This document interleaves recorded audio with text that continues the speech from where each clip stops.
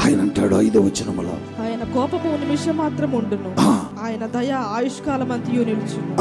సాయంకాలం ఏడ్పు వచ్చి, అదిగో సాయంత్రం ఏడుపు వచ్చి, రాత్రి ఉండినను ఉదయమున సంతోషం. ఉదయం సంతోషం వస్తుంది. రాత్రి ఏడ్చావు కదా, అది నీ కొద్ది కాలమే, కొద్ది దినములే, కొద్దిసేపే నీ దుఃఖం. రాత్రి ఏడుపు వచ్చి ఉదయ కాలం ఏమొస్తట సంతోషం.